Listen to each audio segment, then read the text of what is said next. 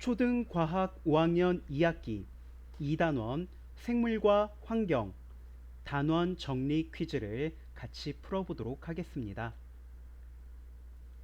퀴즈를 시작하기 전에 첫 번째, 연습장과 필기도구를 준비해 주세요. 두 번째, 퀴즈는 모두 10문제입니다.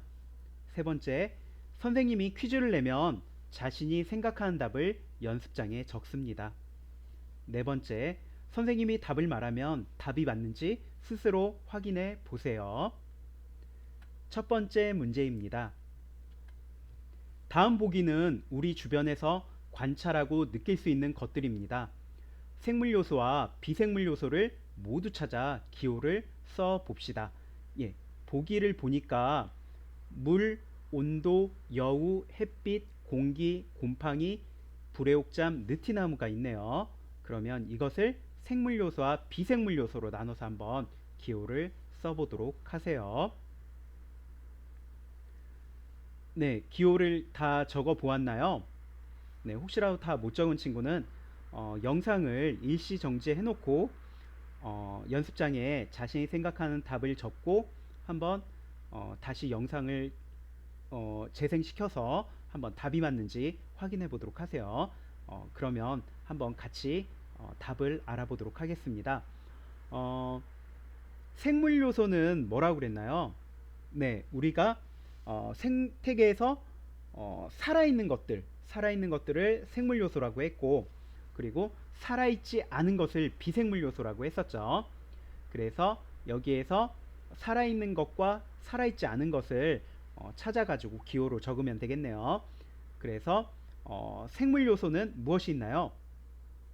네, 디귿, 비읍, 시옷, 이응, 여우, 곰팡이, 불의옥잠, 느티나무가 생물 요소가 되겠고요.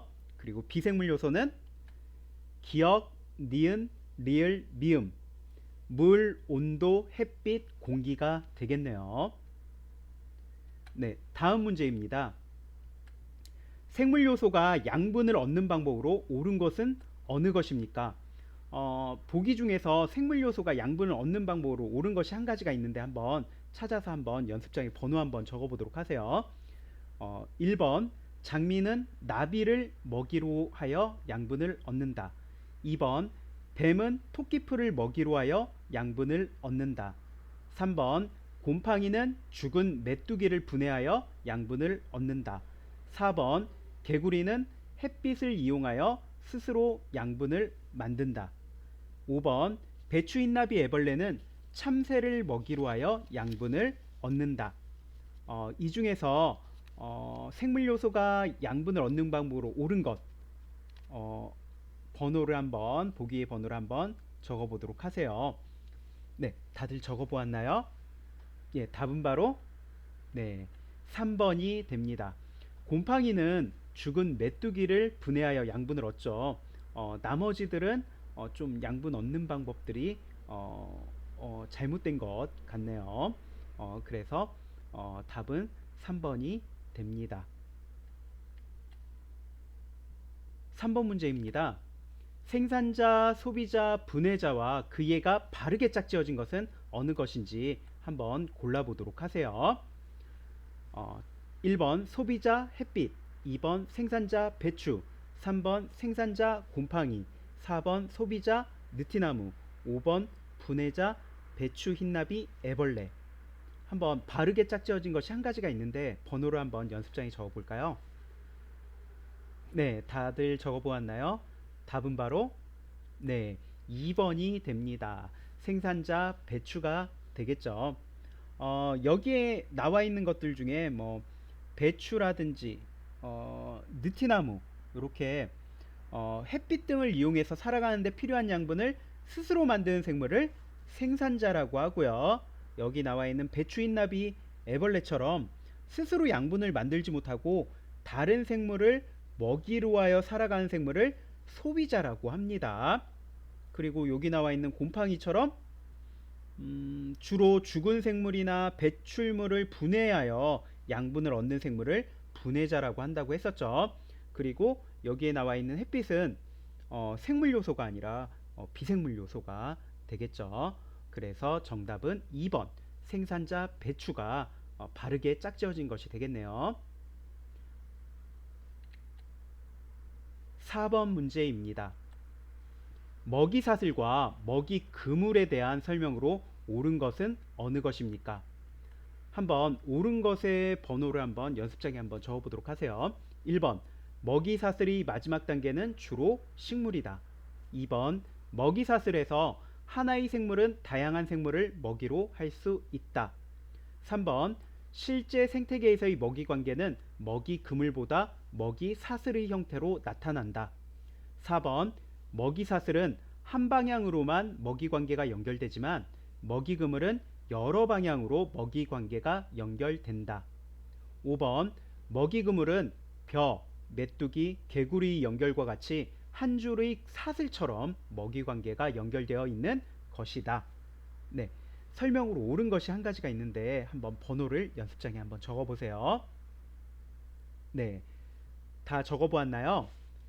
예, 답은 바로 4번이 됩니다. 먹이사슬은 한 방향으로만 먹이 관계가 연결되지만 먹이 그물은 여러 방향으로 먹이 관계가 연결되죠.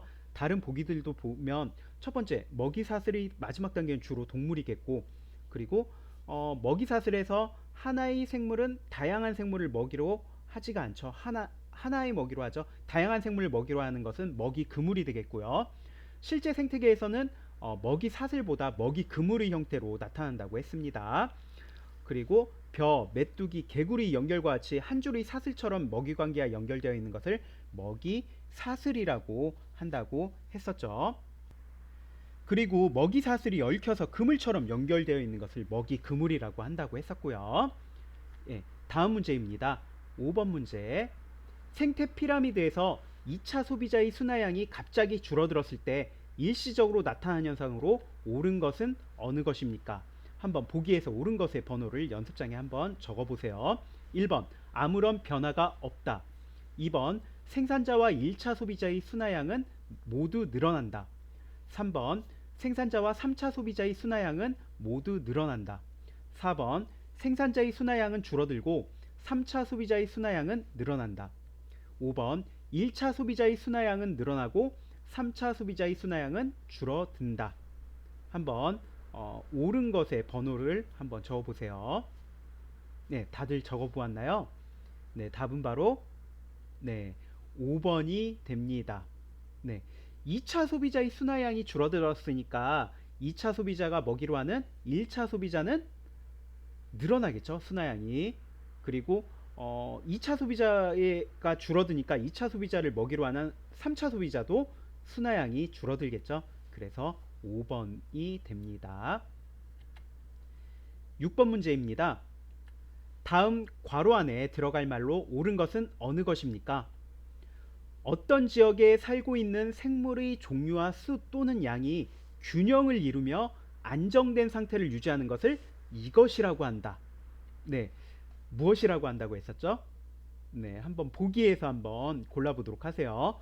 1번 생태계, 2번 생물요소, 3번 환경오염, 4번 생태계 복원, 5번 생태계 평형. 네, 연습장에 한번 정답의 번호를 한번 적어보도록 할까요? 네, 다들 적어보았나요? 네, 답은 바로 5번 생태계 평형이 됩니다. 예, 어떤 지역에 살고 있는 생물의 종류와 수 또는 양이 균형을 이루면서 안전된 상태를 유지하는 것, 우리 생태계 평형이라고 한다고 배웠습니다. 네, 다음 문제입니다. 7번 문제.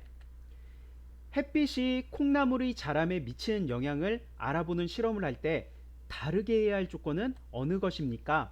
예, 한번 다르게 해야 할 조건의 번호를 한번 연습장에 적어보세요. 1번 햇빛의 양, 2번 콩나물의 종류, 3번 어둠 상자의 크기, 4번 콩나물에 주는 물의 양, 5번 콩나물에 주는 물의 온도. 한번 보기에서 한번 다르게 할 조건 한번 번호를 한번 적어보세요.